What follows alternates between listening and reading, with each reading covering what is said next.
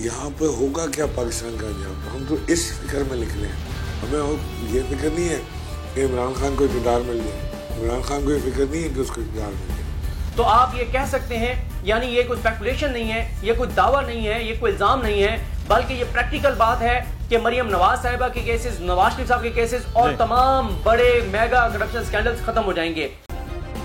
Subscribe करें और bell दबाएं ताकि कोई खबर रह न जाए।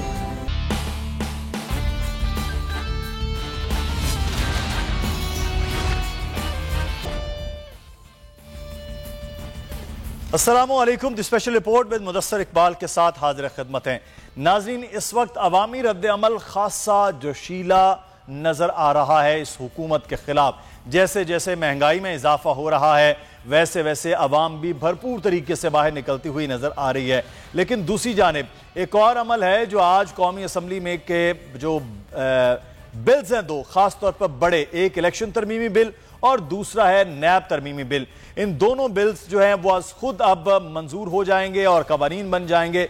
उसके बाद सवाल ये पैदा होता है कि बड़े और ताकतवर लोगों के खिलाफ अब नैब क्या कुछ कर भी सकेगा या नहीं। इलेक्शन तरमीम बिल के हवाले से कहें कि जो चाहती थी उस दौर की अपोजिशन और मौजूदा हुकूमत वो अब करने में कामयाब भी हो गई है। पाकिस्तान तहरीक इंसाफ असम्बली में है नहीं, अगर हो भी तो भी वो इस बिल की मुखालिफत में नहीं आ सकती है तादाद के हवाले से। तो अब देखना यह है कि जो कुछ चाह रहे थे वो कुछ करने में अब कामयाब हो चुके हैं इस वक्त मौजूदा हुकूमत। लेकिन साथ ही साथ जो कल अवामी एक एहतजाज पूरे मुल्क में नजर आया है, बल्कि मुल्क से बाहर भी वो एहतजाज नजर आया है, उस सूरत हाल पर भी हम बात करेंगे आज के प्रोग्राम में। और साथ ही साथ जो इस वक्त मईशत की सूरत हाल है उसके बारे में भी आपको आगाही देंगे। हमारे साथ मौजूद है पाकिस्तान तहरीक इंसाफ के सीनियर रहनुमा साबिक गवर्नर सिंध इमरान इस्माइल साहब। बहुत शुक्रिया इमरान इस्माइल साहब आपके वक्त का। सर, आपसे जानना चाहेंगे कि अवाम का एहतजाज तो सर भरपूर हो गया, लोग भी निकल आए, अब पीटीआई इस एहतजाज को, इस मामलात को लेकर अब किस तरह आगे बढ़ेगी? अवामी मार्च होगा, कोई धरना होगा, क्या होगा सर? देखें, लॉन्ग मार्च या धरने की कॉल तो खान साहब पर डिपेंड करता है, लेकिन कल का एहतजाज जो था वो प्योरली इस चीज़ पर था कि जो इस इम्पोर्टेड हुकूमत ने इस मुल्क में महंगाई का तूफान खड़ा किया है, जो आग लगाई है इन्होंने, क्योंकि इनका एजेंडा तो और ही है। इनका एजेंडा है अपने केसेस ख़त्म कराना, अपनी चोरी की रकम बचाना और नाजायज़ तरीके से इस मुल्क के ऊपर सवारी करना। हमने इनको पहले ही बताया था कि जी ये रिजीम चेंज का जो मामला है इसमें इकॉनमी को बेइंतहा नुकसान होगा। आज डॉलर 210 रुपये पर पहुँच गया। आपके सामने है, खुरम दस्तगीर साहब ने जो फरमाया है वो बात आप सबके सामने है। वो कह रहा है, साफ अपने मुंह से कह रहा है, हम नहीं कह रहे, वो कह रहा है कि अगर इमरान खान टेन्योर पूरा कर लेते तो ये अगले 15 साल भी इमरान खान ना जाता। और इमरान खान 100 जजेस रख रहे थे न्याय अदालतों में जो हमारे केसेस तेजी से परसू करते और हम सब फारिग हो जाते, हम सारों को सजाएं हो जाती। तो ये जो एजेंडा था इनका जिसको लेकर ही आए हैं, इनको मुल्क से क्या ताल्लुक है? पेट्रोल महंगा हो, गैस महंगी हो, बिजली महंगी हो, आटा घी दाल चावल महंगा हो, गरीब खा सके ना खा सके, इनका इससे कोई ताल्लुक वास्ता नहीं। डॉलर को पर लग गए 110 रुपये आज इंडियन बैंक रेट है और स्टॉक एक्सचेंज जो है वो क्रैश कर रहा है दिन ब दिन। आज 42,000 की सतह से नीचे आ गया, 41,000 समथिंग पे स्टॉक एक्सचेंज से जो है सब ट्रेड कर रहा है। मुल्क में पैसे की फ्लाइट है, पैसा निकल रहा है, लोगों ने डॉलर कन्वर्ट करा के निकाल दिया। यहाँ पे होगा क्या पाकिस्तान का अंजाम, तो हम तो इस फिक्र में निकले हैं। हमें ये फिक्र नहीं है कि इमरान खान को इक़्तिदार मिल जाए, इमरान खान को ये फिक्र नहीं है कि उसको इक़्तिदार मिल जाए। इमरान खान को सिर्फ ये फिक्र है कि पाकिस्तानी अवाम को इंसाफ मिले और वो हुक्मरान पाकिस्तान पे आए जो सारे अपने स्टेक्स पाकिस्तान में रखते हैं, जो जानते हैं और चाहते हैं कि पाकिस्तान आगे बढ़े किसी सूरत। ये तो NRO 2 मिला है इनको सीधा सीधा, पहले NRO 1 मिला था मुशर्रफ के दौर में, अब इनको NRO 2 मिल गया। यही NRO ये मांगते रहे पिछले 3.5 साल से इमरान खान से। इमरान खान वो दे देते आराम से अपना काम मुकम्मल करते, नहीं दे रहे थे। इनको मिल गया अमेरिकन साइफर, उस साइफर के ऊपर साजिश की गई, साजिश में ये मीर जाफर और मीर सादिक शरीक हुए और वो आज पाकिस्तान के ऊपर हुकूमत। लेकिन इसमें एक चीज़ जो है इमरान इस्माइल साहब, वो है कि अब तो उनको तो इस चीज़ से कोई लेना देना नहीं है। अब वो तो हुकूमत भी कर रहे हैं, आपके खिलाफ मुकदमात भी बना रहे हैं, महंगाई भी वो कर रहे हैं और पार्लियामान के अंदर जो मर्जी चाहे वो कर रहे हैं, कवानीन भी वो पास कर रहे हैं। तो सर जब ये सब चीज़ें हो रही हैं, वो मन मर्जी कर रहे हैं, तो फिर उनको तो कोई रोकने वाला भी नहीं। इनके जो बनाए हुए मुकदमात हैं उनसे कोई डर नहीं लगता, जो मर्जी ये करें। हमने बड़े बड़े पहले भी देखे हैं सुरमा जो ये काम करते थे। ये सिर्फ बिजी रखना चाहते हैं हमें दूसरी तरफ, और इधर से अपना काम निकालना चाहते हैं। यही हो रहा है मुल्क में। और आप ये देखें कि एजेंडा क्या है। एजेंडा है अमेरिकन इंडो इजराइल एजेंडा। आप देखें, ये तसलसल देखें। बिलावल भुट्टो कह रहे हैं कि वो हिंदुस्तान से दोस्ती करना चाहते हैं और वो ट्रेड बढ़ाना चाहते हैं हिंदुस्तान से। उनको इस वक्त कश्मीर में ब्लड बात नज़र नहीं आ रहा, हिंदुस्तान में जो मुसलमानों के ख़िलाफ़ एक्सट्रीमिज़म हो रहा है वो नज़र नहीं आ रहा। वो ट्रेड बढ़ाना चाहते हैं। दूसरी तरफ सलीम मानवीवाला साहब कहते हैं कि इजराइल के साथ अगर दोस्ती हो जाए और पाकिस्तान के वसी तर मफाद में ताल्लुकात बहाल हो जाए तो कोई हरज नहीं। उन्हें फ़लस्तीन में कोई जुल्म सितम नज़र नहीं आ रहा। ये तो क्लियर एजेंडा है जो ये लोग लेके चल रहे हैं। इनको अगर इनके एजेंडे के ऊपर हम यहाँ पे नहीं रोकेंगे तो ये आगे बड़ा मसला हो जाएगा। ये तो अब साफ नज़र आ रहा है कि ये किस एजेंडे पे आए हैं, क्या काम कर। लेकिन एक चीज़ मैं यहाँ पर जानना चाहूँगा इमरान इस्माइल साहब, NA 240 का इलेक्शन अभी कराची में हुआ तो उसमें तो आप थे नहीं, लेकिन NA 245 आपकी सीट है, तो अब उस पर क्या आप हिकमत अमली, अब आपका इम्तहान है, उस सीट को बचा लेंगे? देखिए, मैं समझता हूँ कि 240 में इलेक्शन ना लड़के पाकिस्तान तहरीक इंसाफ ने साबित कर दिया है कि अगर पाकिस्तान तहरीक इंसाफ जो मुल्क की सबसे बड़ी सियासी जमात है वो किसी इंतखाब का बाइकआउट करती है तो अवाम उसमें इंटरेस्ट नहीं लेती। देयर इज नो मैच, दिलचस्पी नहीं है। पीपल्स पार्टी ने 5000 वोट लिए और मुल्क में कराची की सबसे बड़ी जमात के दावेदार मैं आपसे कह रहा हूँ, MQM बड़ी मुश्किल से 12-13 हज़ार वोट ले पाई। तो ये तो कोई 8% के ऊपर वोटिंग हुई है। अब हम दिखाएंगे 45 में, आप देखिएगा वोटर टर्नआउट कितना बड़ा होता है जहाँ पे इमरान खान की जमात हिस्सा ले रही है। तो इंशाल्लाह न सिर्फ अपनी जीत को हम डिफेंड कर पाएंगे बल्कि एक बहुत बड़े मार्जिन से हम डिफीट देंगे। दूसरी जानिब पंजाब की अगर हम साथ बात करें, MQM की बात करते हैं इमरान साहब, पंजाब में हर जगह इस वक्त मुस्लिम नून बैठी है, आप पोजीशन ले पाएंगे वहां पे भी? अब ज़िमनी इलेक्शन तैयारी है? बिल्कुल हम अपनी सीटें ले पाएंगे, हमें कोई डर खौफ नहीं है। ये जो इस वक्त जाली गवर्नमेंट पंजाब में बैठी हुई है, जो बड़ी मुश्किलों से जिन्होंने वज़ीर आला इलेक्ट हुए हैं एक होटल के अंदर, और जो बजट इजलास है वो ऐवान इकबाल में पास किया जा रहा है। असेंबली को रिडंडेंट कर दिया गया है, स्पीकर को ख़त्म करने की कोशिश की जा रही है। ऐसा तो किसी डिक्टेटरशिप में भी हमने नहीं देखा जैसे इस दौर में। अच्छा, MQM की आप बात कर रहे थे, MQM में सर अब क्या मुस्तकबिल है? महंगाई की वजह से उन्होंने छोड़ा आपको और अब महंगाई के बाद जो है वो सूरत हाल वैसी की वैसी है, तो कराची में मुस्तकबिल क्या है? कराची की कोई जमात अब नहीं रहे, अलावा पाकिस्तान तहरीक इंसाफ के कोई कराची में ऐसी जमात नहीं है जो अपना फुटप्रिंट यहाँ पे रखती हो या कोई वजन रखती हो अपने हल्के में। हमने देख लिया ना 240 में MQM को अगर इतनी पॉपुलर जमात थी तो इनको 40,000 वोट पड़ना चाहिए था, इनको वोट नहीं पड़ा है। ये 30-35-40 वोटों से ये विक्ट्री क्लेम कर रहे हैं। ये अब कराची क्या पूरा पाकिस्तान सिर्फ एक ही जमात का है, वो है पाकिस्तान तहरीक इंसाफ, और जिसको शक हो वो फौरी तौर से इलेक्शन करा ले, उसको पता लग जाएगा दूध का दूध और पानी का पानी। अच्छा, मैं कवानीन के हवाले से बात करें, एक तो इलेक्शन तरमीम है लेकिन दूसरा नैब के हवाले से चीज़ है। इमरान इस्माइल साहब, नैब तरमीम के हवाले से सुप्रीम कोर्ट ने कहा हम खुद नोटिस लेंगे अगर ये मामलात होते हैं। अब तो वो सारी चीज़ें नैब में कर चुके जो चाहते थे वो।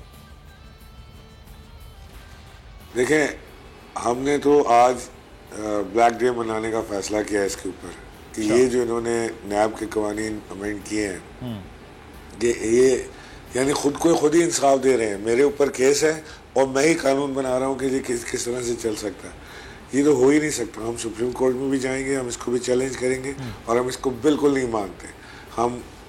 हमें ये इल्म है इस चीज़ का कि सारा ये जो जाल बिछाया गया था, जैसे मैंने पहले आपसे अर्ज़ किया, ये इसीलिए बिछाया गया था कि इनको NRO 2 मिल जाए, और NRO 2 इसी सूरत में मिल सकता है कि नैब और FIA को रिडंडेंट कर दें इनसे हिसाब लेने वाला इदारा कोई ना हो और ये अपनी मर्जी और मनमानी के ऊपर पाकिस्तान से पैसे भी लूटते रहें और अयाशी भी करते रहें। तो फिर लॉन्ग मार्च के हवाले से अगर हम बात करें तो लॉन्ग मार्च के पर जा रहे हैं, इमरान खान साहब दोबारा से कॉल दे सकते हैं अगर इस बार फिर रुकावट डाली गई और जो पहले कुछ हुआ, तो फिर क्या हिकमत अमली आप अपना रहे हैं?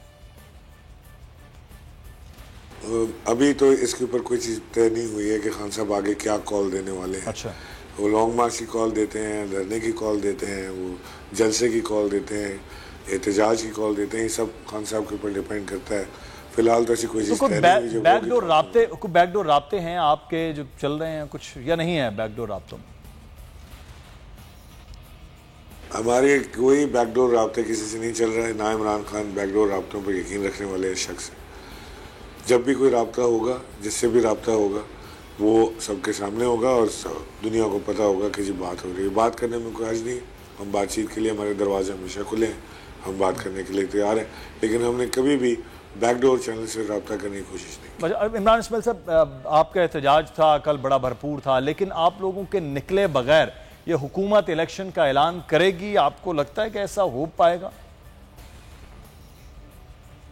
निकले बगैर क्या मतलब, हम निकले हुए तो हैं और कितना निकलेंगे। हम निकले हुए हैं। कल आपने देखा पूरे पाकिस्तान में जो एहतजाज हुआ है वो बड़ा बेहतरीन एहतजाज हुआ है। ऐसी तारीख नहीं मिलती पाकिस्तान में किसी को। अच्छा, नहीं, लेकिन उम्मीद ये थी कि खान साहब जो है वो कोई बड़ा ऐलान करेंगे, लेकिन वो अपने बयानात दे रहे थे। उसके अलावा वो लोग समझते कि हुकूमत जो करने जा रही है वो अपने बोझ तले खुद दब जाएगी, इस वजह से अब आप भी थोड़ा डिले कर रहे हैं इन चीज़ों को। नहीं, हम अपने मुल्क को ऐसे तो नहीं छोड़ सकते इनके हवाले करके। आइडियली तो यही है कि इनको इनके हवाले छोड़ देना चाहिए और ये खुद ही अपने बोझ तले गिर जाएंगे। आइडियली तो यही, लेकिन इसमें मुल्क का बहुत बड़ा नुकसान है। जो मैंने आपको बताया कि स्टॉक एक्सचेंज ऊपर जा रहा है, जो मैंने आपको बताया कि डेट्स हमारे बढ़ रहे हैं, IMF को खुश करने के लिए ये महंगाई पे महंगाई किए चले जा रहे हैं। यही IMF थी ना जब हम पावर में थे। इसी IMF से बकौल इनके यही मुआहदा हमारा था, हम चला ही रहे थे ना उसको। हमने तो नहीं किया ये काम जो इन्होंने आते ही किया है। सही, ये मुफ्ता इस्माइल लॉलीपॉप बनाते हैं, उनका काम है ये, और वही लॉलीपॉप ये तो देख रहे हैं कि ये आवाम पर तो जो बोझ हो रहा है वो नजर आ रहा है। बहुत शुक्रिया। इमरान इस्माइल साहब साबिक गवर्नर हमारे साथ मौजूद थे और मामला ये है कि अब अगले आने वाले वक्त में वो देखना है कि किस तरह आगे बढ़ना है। हमारे साथ इस वक्त मौजूद हैं सीनियर सहाफ़ी और तजज़ियाकार सिद्दीक जान साहब। बहुत शुक्रिया सिद्दीक आपके वक्त का। सिद्दीक, इस वक्त जो एक मामला बड़ा अहम है और वो है कि आज अब इलेक्शन तरमीम और नैब तरमीम बिल, वो दोनों अब कानून बन जाएंगे। सदर साहब ने तो दस्तखत नहीं की अपनी जिम्मेदारी के हवाले से, लेकिन अब इसके बाद जो है वो पाकिस्तान की अदालतों का बड़ा एक अहम मामला है कि जिन पर केसेस थे और जो कुछ चल रहा था वो फिर अब तो बिल्कुल यकसर पाकिस्तान में चीजें मुख्तलिफ हो जाएंगी। तो क्या फिर इसी तरह से चलाया जाएगा? साहब, मैं ये समझता हूँ कि ज़ाहिर हम सुप्रीम कोर्ट को कवर करते हैं, सारी चीज़ों को देखते हैं, नैब के केसेस को हम कवर कर रहे हैं, पनामा आने के बाद हमने इस ट्रायल को कवर किया, लेकिन मैं आपको बता सकता हूँ एक अदना से रिपोर्टर के तौर पर कि आज अगर आप कानून की ज़बान में देखें, आइन की सूरत हाल को देखें, तो आज पाकिस्तान के साथ एक बहुत बड़ा सानिया हुआ है। जिस तरह की ये नैब तरमीम करके और कानून बनाया गया है, इससे तो ये हुआ है कि जिस तरह से आप के ऊपर वो केस होता है तो आप वकील करते हैं, या फिर एक जमात के बारे में है कि वो वकील नहीं करते, वो बराह रास्त जज करते हैं, तो आज ना उनको ना वकील करने की जरूरत है, ना उनको जज करने की जरूरत है, बल्कि एक ऐसा कानून बनाया गया है जिस कानून के बाद तमाम तर केसेस खत्म हो गए हैं। और मैं ये समझता हूं कि इस हुकूमत के आने के जो बड़े मकासद थे, आज उन्होंने सबसे बड़ा मकसद अचीव कर लिया है। और अगर इसको सुप्रीम कोर्ट ने जो है वो कलअदम ना किया, अगर सुप्रीम कोर्ट ने इन तरमीम का जायजा ना लिया, तो आप ये कह सकते हैं, यानी ये कोई स्पेकुलेशन नहीं है, ये कोई दावा नहीं है, ये कोई इल्जाम नहीं है, बल्कि ये प्रैक्टिकल बात है कि मरियम नवाज साहिबा के केसेस, नवाज शरीफ साहब के केसेस और तमाम बड़े मेगा करप्शन स्कैंडल्स खत्म हो जाएंगे। इस हवाले से सिद्दीक, मैं यहाँ पर आपको मैं आपको रोक रहा हूँ यहाँ पर, ये बड़ा इंपॉर्टेंट है। मैं सवाल कि ये तो बड़ा अहम मामला होगा कि ये कब से फिर केसेस हैं और इसके अंदर क्या, मैं चाहूंगा आप और बड़े जामे अंदाज में बताइए कि इस कवानीन के तहत किस तरह मरियम नवाज साहिबा और नवाज शरीफ साहब के केस खत्म होंगे और वो बरी हो सकते हैं। जी सर, उनके केसेस खत्म हो जाएंगे।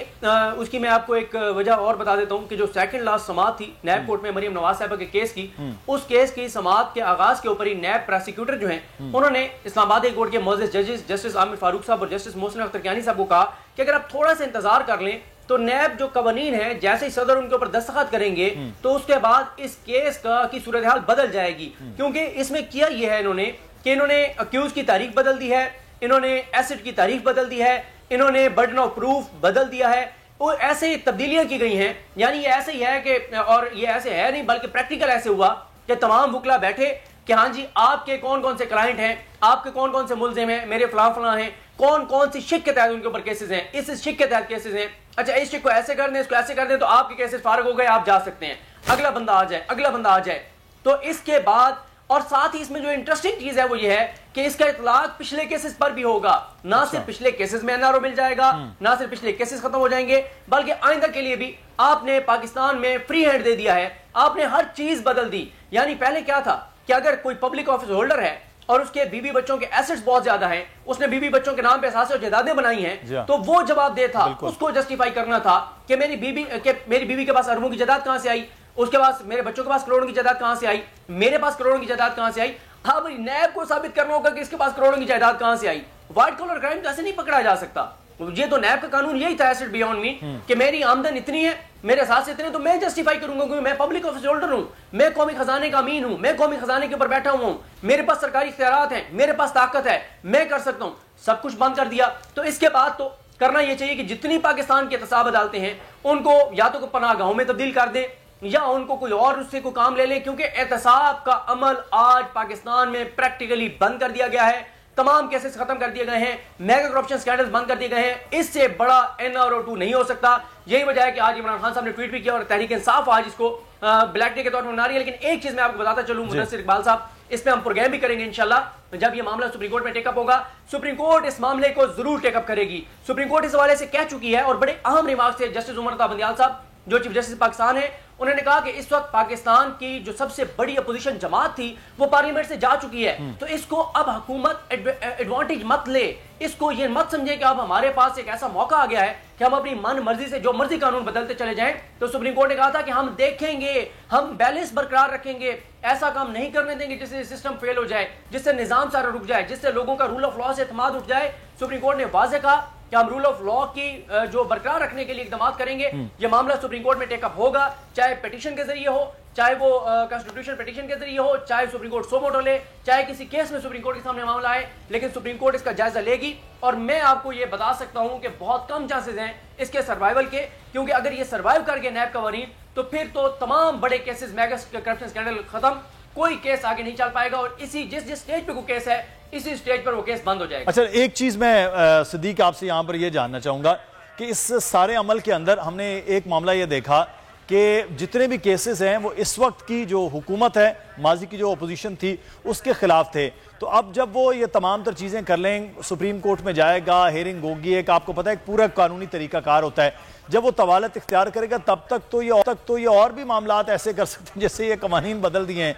तो फिर क्या मतलब ये होगा कि वापस लाया जाएगा सुप्रीम कोर्ट की जानिब से? ये मैं सिर्फ आपका तज्जिया ले रहा हूँ, फैसला तो सुप्रीम कोर्ट ने कर रहा है, फिर होगा क्या? नहीं, देखें, सुप्रीम कोर्ट जायजा ले सकती है, पर्सन स्पेसिफिक कानून अगर को बनाया जाएगा। क्योंकि एक चीज और इंपॉर्टेंट है, वो ये है कि जब ये सुप्रीम कोर्ट ने सोमोटो लिया तो जो हुकूमत ने ECL रूल्स में तरमीम करके सैकड़ों लोगों के नाम ECL से निकाले, तो उस पर सुप्रीम कोर्ट ने ना सिर्फ सवालात उठाए हैं बल्कि वार्निंग दी है कि उसको तब्दील कर लें वरना हम हुक्म जारी करेंगे। और सुप्रीम कोर्ट के से सोमोटो के बाद ये फैसला किया गया है कि अब कोई भी वजीर जो मुल्जिम है जिसका नाम ECL पर है वो बगैर इजाजत के मुल्क नहीं छोड़ सकता। सुप्रीम कोर्ट ने उसमें भी कहा था कि कॉन्फ्लिक्ट ऑफ इंटरेस्ट है। उन्होंने सुप्रीम कोर्ट ने कहा था कि जो वजीर हैं, जो काबीना है, वो बैठ कर अगर ऐसे कवानीन बना रही है जिसके बेनिफिशियरी वो खुद हैं, जिसके बेनिफिशियरी उनके रिश्तेदार हैं, तो इसका सुप्रीम कोर्ट जायजा लेगी। और सुप्रीम कोर्ट ऐसे कई कवानीन को कलअदम कर चुकी है जो पर्सन स्पेसिफिक थे, जो शख्सियात को फायदा देने के लिए थे, जो हुक्मरान जमात ने अपने आप को फायदा देने के लिए किए।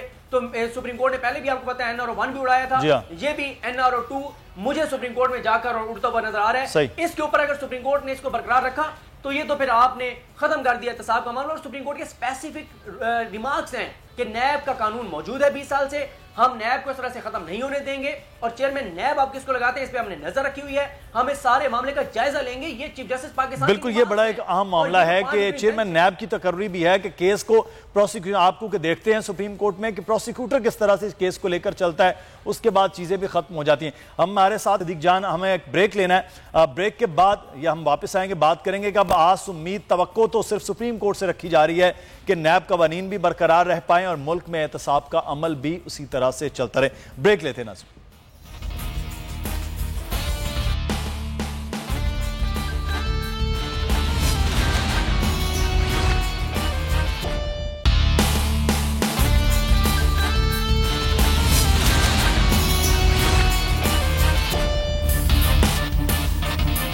ब्रेक के बाद आपको खुश आमदीद कहते हैं। हम बात कर रहे हैं नैब के हवाले से, कवानीन के हवाले से और हुकूमत की मन मर्जियों से मुतालिक। सिद्दीक जान हमारे साथ मौजूद हैं, सीनियर रिपोर्टर है, तजज़ियाकार हैं। सिद्दीक, एक चीज़ मैं आपसे, बड़ा अहम मामला है, वो जानना चाह रहा हूँ।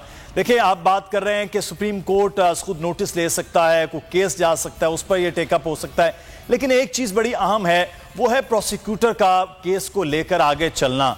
किस तरह तफ्तीशी लेकर चलता है, किस तरह प्रोसिक्यूटर लेकर चलता है, ये मामलात हैं। अब देखिए, आज भी नैब की अदालत में बाकायदा तौर पर यह हुआ कि चीज़ें जो हैं वो रिलीफ की सूरत में हो गई कि अब शहबाज शरीफ साहब ना भी आए तो कोई बात नहीं, उनके आशियाना रमज़ान शुगर मिल के जो केसेस हैं उसमें चीज़ें होती रहेंगी। ये आहिस्ता आहिस्ता ये होता है कि केस हमें पसे पुष्ट नजर आते हैं। जरदारी साहब पर दहाइयों से केस थे, वो तमाम में बरी हो गए। मामला ये था कि कुछ भी नहीं मिला। तो ये एक बड़ा अहम मामला है कि प्रोसिक्यूटर ही जब ना माने, जब खुद नैब के चेयरमैन और डीजीज और ये वो जब लगाए जाएंगे अपनी मर्जी से, वो ही ना करें, तो सर किसके, आपके मेरे खिलाफ केस क्या साबित होगा? मैं आपका सवाल मुकम्मल नहीं सुन सका, अगर काइंडली।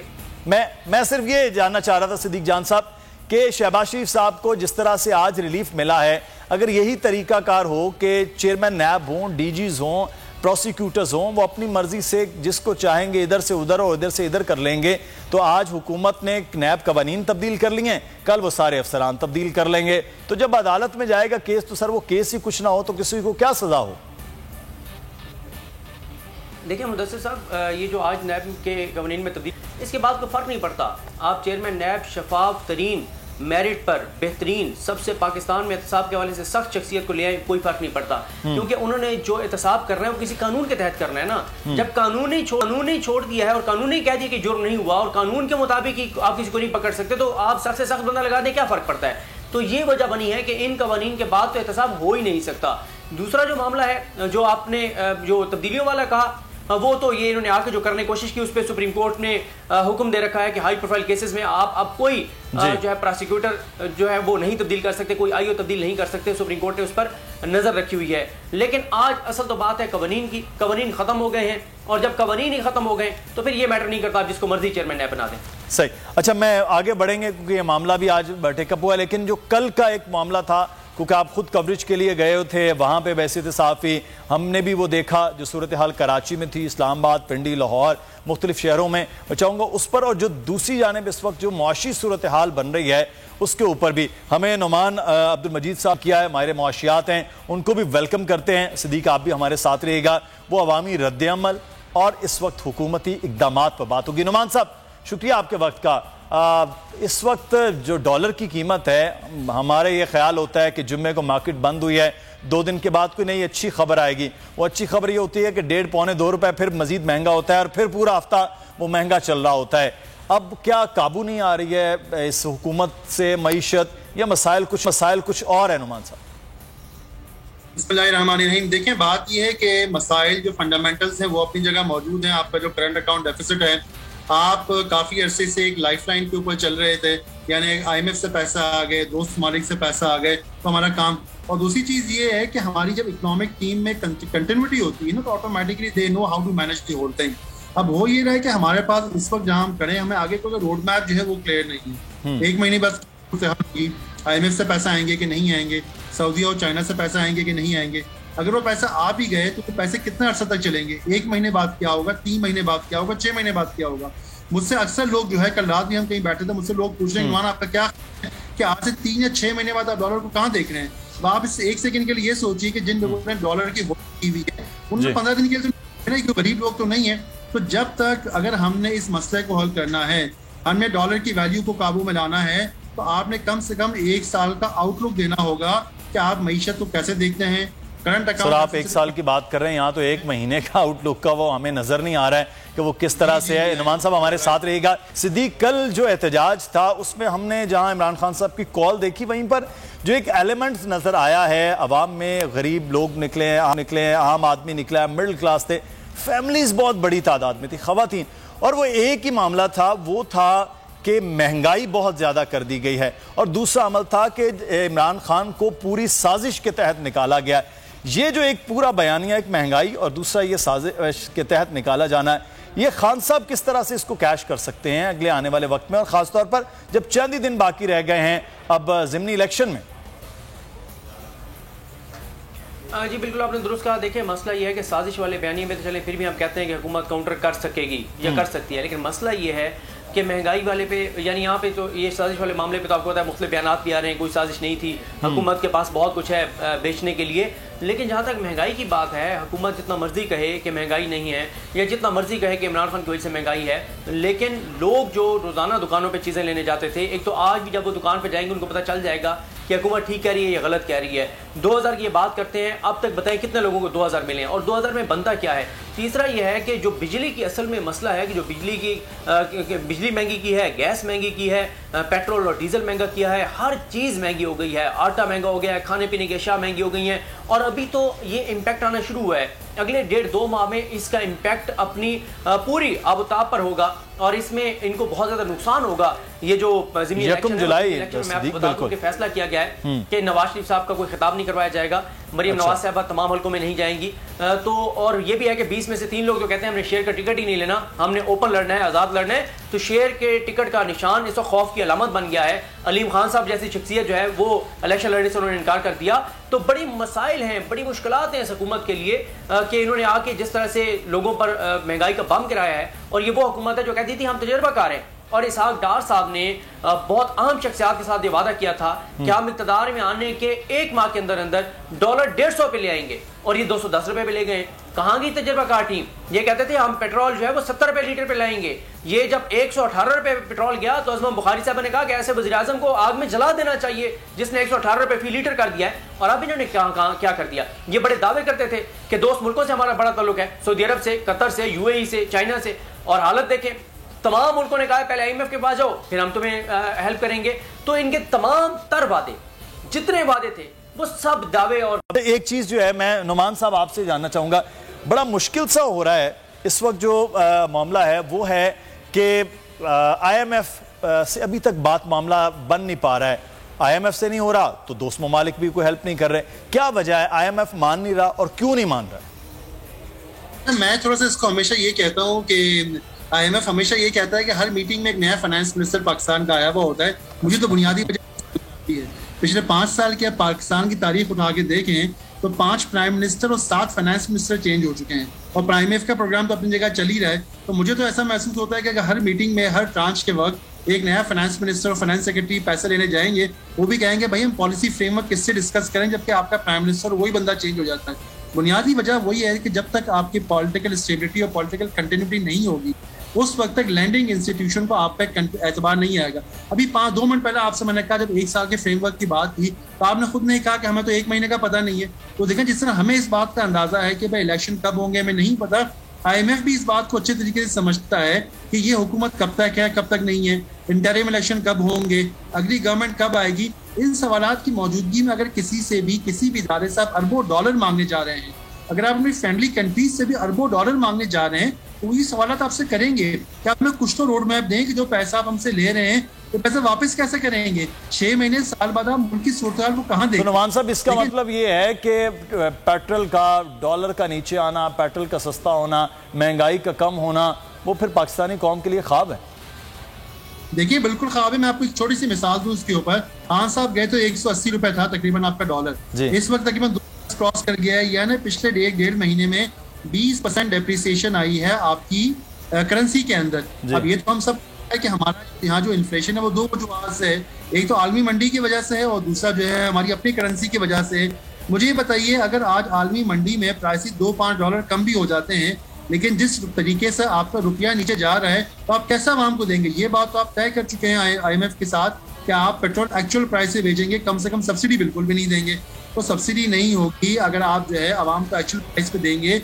जब तक आप जो है रुपए की वैल्यू को कंट्रोल नहीं करेंगे तब तक आपको रिलीफ हासिल होने का सवाल ही पैदा तो सर वो तो कंट्रोल होती हुई नुमान साहब वो नजर नहीं आ रही है। अच्छा, मैं सिद्दीक, आपने एक हफ्ता पहले कहा था कि जो पाकिस्तान तहरीक इंसाफ का मुकाबला पाकिस्तान तहरीक इंसाफ, अब सर इलेक्शन की टिकटें तकसीम हो गई हैं, अब आपका तज्जिया क्या है? मेरे पास वक्त कम है, मैं चाह रहा हूं कि वो एक हफ्ते की बाद अब आपसे पूछे कि क्या है। देखिए, उस पर हर हल्के की अलग डायनामिक्स हैं, वहाँ पे चीज़ें हैं और डेवलपमेंट्स भी हो रही हैं, लेकिन 2-3 हल्के हैं जहाँ पे बहुत ही टफ मुकाबला है, यानी बड़े मुकाबले हैं, जिनमें से सबसे बड़ा मुकाबला मैं जो समझता हूँ वो बखर वाला जो हल्का है, जहाँ पे इमरान खान साहब की सुलह हुई है अपने कज़न इरफानुल्लाह नियाज़ी के साथ, जो कि हफीजुल्लाह नियाज़ी साहब और इनामुल्लाह नियाज़ी साहब के सईदुल्लाह नियाज़ी साहब के भाई हैं, और उनको PTI का टिकट दिया गया है जो कि पहले नून लीग में थे, और वहाँ पर उनके मुकाबले में सईद अकबर खान नवानी लड़ रहे हैं जो जहांगीर तरीन ग्रुप के पार्लिमानी लीडर थे। और इस वक्त नून लीग के लिए बड़ा एक मसला आ रहा है, इसी वजह से ये फैसला किया गया कि नवाज शरीफ साहब खिताबात नहीं करेंगे वीडियो लिंक के जरिए, मरीम नवाज साहबा हर हल्के में जाएंगी नहीं, क्योंकि उनके जो अपने नजरियाती लोग हैं जो 20-20 साल से मुस्लिम लीग नून के साथ हैं वो भी आज़ाद लड़ रहे हैं। आप अंदाज़ा लगाएं कि ये जो रावलपिंडी का एक हल्का है उसमें जो PP7 है वहाँ पर राजा जफर हक साहब के बेटे को टिकट नहीं दिया गया, बल्कि उस शख्स को दिया गया है जो कि लोटा बना और जिसने इनको वोट डाला। तो इसी से आप अंदाजा लगा लें कि राजा जफर हक साहब के बेटे को भी नहीं टिकट दिया, तो फिर नून लीग का आप अंदाजा लगा लेंगे किस तरह से उन्होंने टिकट दिए। तो फिर इसका मतलब ये है कि ये जो अगला आने वाला ज़िमनी इलेक्शन है वो नून लीग के लिए खासा मुश्किलात है, लेकिन PTI इसको किस तरह से अपने हक में बिठा सकती है ये भी पूरी एक स्ट्रैटेजी और पूरी एक प्लानिंग हमें देखनी है। लेकिन बहरहाल इलेक्शन मैनेज करना और इलेक्शन डे वो बड़ा अहम होता है, लेकिन महंगाई ने खास से असरात वो मुरतब कर दिए। बहुत शुक्रिया सिद्दीक जान आपका भी, नुमान अब्दुल मजीद साहब आपका भी करते हैं। मामला यह है कि इस वक्त पाकिस्तान की आवाम सिर्फ और सिर्फ ये देख रही है कि महंगाई कब कम और ख़त्म हो सकती है। क्या नून लीग के पास कोई ऐसा प्लान और एजेंडा है जो नज़र नहीं आ रहा? अपना ख्याल रखिएगा, अल्लाह हाफ़िज़।